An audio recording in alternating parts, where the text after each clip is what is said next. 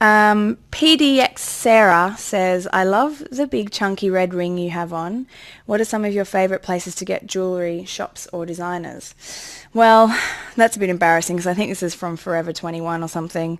I'm not that posh when it comes to jewellery. Actually, my favourite place is flea markets and antique markets. I love old stuff and you can get such good bargains. Usually at a flea market you'll have antiques and then you'll have young designers that are making their stuff and don't have a shop yet, so they go to the market and sell it there, and I really like that.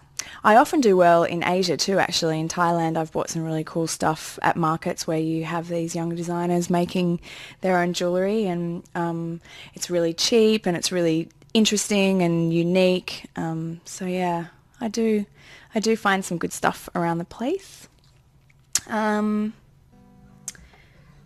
Marlon Monsada, it's a great name as well. How often do you usually travel? Oh my God, well, I arrived back in New York not yesterday but the day before. So if I'm in a bit of a weird mood, you can blame the jet lag, okay? It's not my personality. It's never like this. I'm pretty much always jet lagged, and it just has become part of life. Or I'll just adjust to the new time zone and then I'll leave again. I'm heading to Asia in about a week, so I have a week here in New York, but I'd say I probably am traveling more than half of the year on tour, or, you know, sometimes, like recently I just went home to visit family in Sydney because I live on the other side of the world from my home. That in itself is a hefty 24-hour traveling journey. So yeah, I travel a lot. I don't mind though. I really enjoy it. Lizzie McKenzie, I'm clapping and singing along. Yay! Thanks, Lizzie. I hope other people are having fun out there. Let's see. There's two questions about duets. One is from Judith Crows, and one's from Andre Meneses. Who would I like to do a duet with? Well, I'm not like a huge collaborating kind of artist. A lot of people out there do, you know, work with other people and go on guest on each other's albums. I haven't really been that into that. I guess I've been wanting to just explore myself. That sounds weird. But I don't know. I mean, if I really think about anyone that I could choose, I would probably want to do something with like David Bowie or Prince, or I want to say Bjork, but I think I might faint if I was in the same room as Bjork, so it's probably not a good idea. Maybe I could put my heartbeat on one of her tracks because she likes to use things like that. But, you know, I would like to do some duets in the future. The music that I'm working on now is, for my next album, is going to be quite quiet. I think I kind of want to make a really pretty soft album of lullabies and dreamy kind of music, so I might, you know, have a few other voices on there. We'll see. Don't know yet. Let's see. Devon Johnson has asked about covers. I know you've done several covers. I've yet to hear one I don't like. That's nice, thank you. But is there one particular song that you would really like to cover one day? Oh my God, there's so many songs I'd like to cover from all different artists. Lots of songs that I find really beautiful. One recently that I was thinking about doing was The Rainbow Connection by Kermit the Frog. It's a beautiful song, Classic. but it's very difficult. I tried to learn to sing it and I thought, wow, this is tricky. I don't know if I was in like a rowdy club gig and wanted to sing The Rainbow Connection, it would be quite challenging, but that's definitely one. Lots of the kind of old doo-wop songs I'm really into. We've been doing a Dusty Springfield song lately, which is really fun. I love doing songs from the 60s and sort of updating them a bit into my style, but keeping that, you know, those great melodies and stuff alive. And I quite enjoy doing songs from other genres that don't suit me. I recently did a Pink Floyd song, Us and Them, and that was really cool because it's sort of, they're such a masculine band and I really, really love Pink Floyd, but I think my style is extremely different from them. So I quite enjoy like interpreting different styles. So I don't know about the future. I guess just take it as it comes. We did an Amy Winehouse song recently at a gig called Tears Dry on Their Own, which was beautiful. And I felt really sad because all her songs now have taken on so much sadness and tragedy. They've always been quite dark, her songs, but now I almost can't get through them because I kind of want to cry. So we won't do that right now.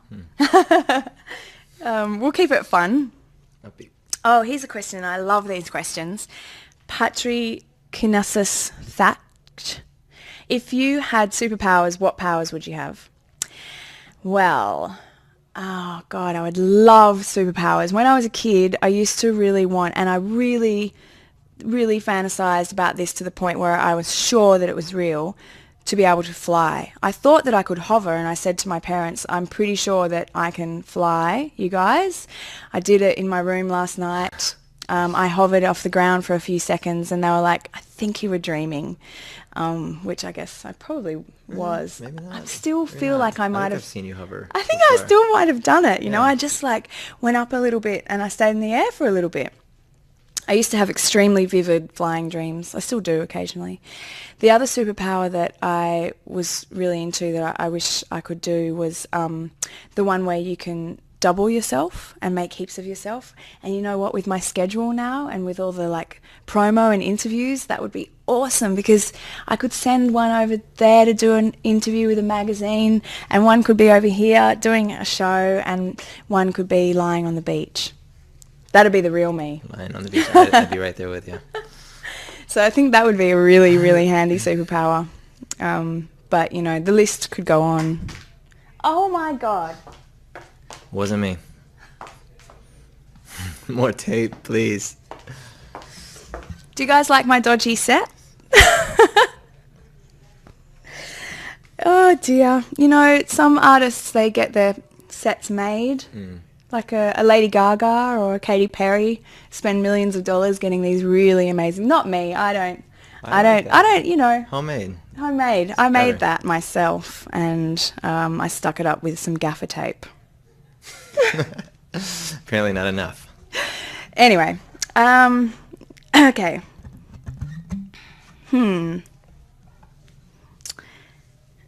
Sakura Kristen Masada has asked me, what is your favorite TV show? Gosh.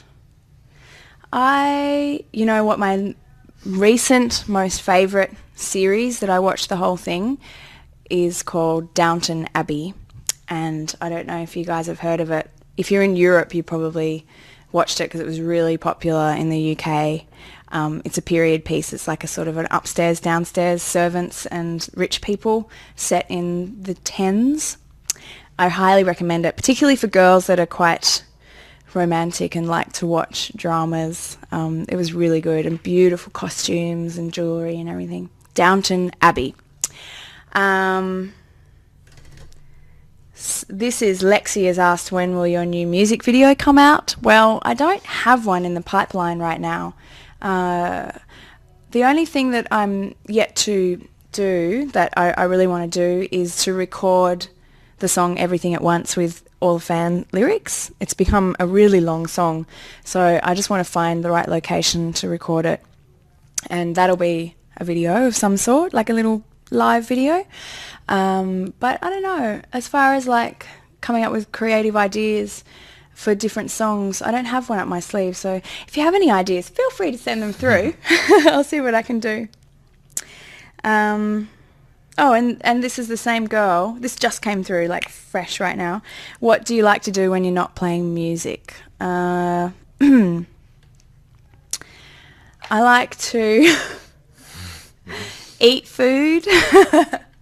I really love to be entertained. I love the arts, and I love film and books and art galleries and theatre and distraction, I guess, and fantasy. I feel like the best way to kind of relieve the stress of life if you're in a city, is to go escape and disappear into somebody else's story. So I do that a lot. And if I'm able, I really love to be in nature. I love camping and walking and swimming and just kind of communing with nature and trying to get as far away from the man-made world as possible and unwind in that way. I love. I'm a bush kid, really, at heart. Someone asked, do you like black and white movies? I guess that was when I was talking about movies. Jewel Ablenkspool. You have my name in your name, Lenk. Do you like black and white movies? Do I? Yeah. Not specifically, but I do quite like old movies. I watch a fair few, like, classics and Hitchcock and stuff like that on this wonderful thing called Netflix that they have here in the States. I don't actually have a TV, so all I watch is Netflix and Hulu and stuff like that. And I search through. Often it's the old movies that I look for, and yeah, I do like watching those. The pace of films has changed so much that when you watch an old film like that, it feels extremely slow, but I actually think there's like so much juicy depth in those movies as well. Emotional depth and just psycho stuff going on.